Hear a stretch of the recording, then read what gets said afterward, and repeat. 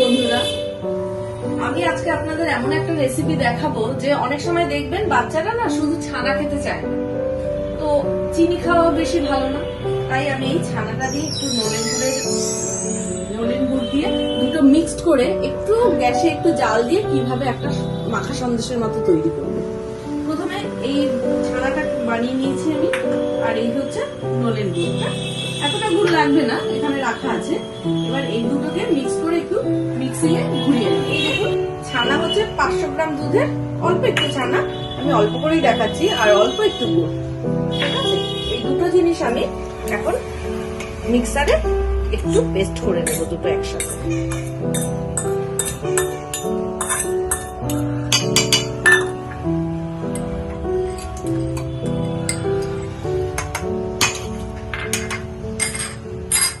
দেখুন বন্ধুরা, এই যে পেস্টটা বানিয়েছি, এবার পেস্টটা আমি একবারে ডাইরেক্ট কড়াইতে ঢেলে দেবো।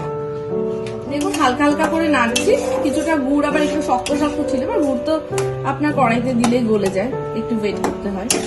তো এই করে করে এটা পাকাচ্ছি।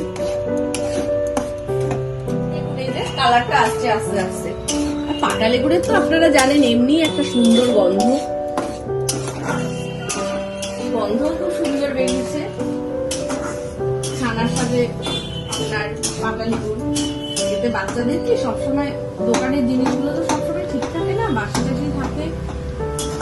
এর জন্য একটুখানি যদি মাঝে মাঝে একটুখানি ছানাটাকে করে দেওয়া যায় এরকম ভাবে, তাহলে ওদেরও শরীরে পুষ্টি পাবে।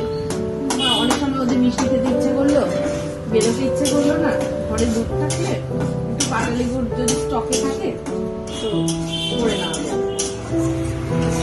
এই দেখুন এখন একটুখানি শুকিয়ে শুকিয়ে আসছে, ঠিক মাখা সন্দেশের মতো দেখতে লাগছে।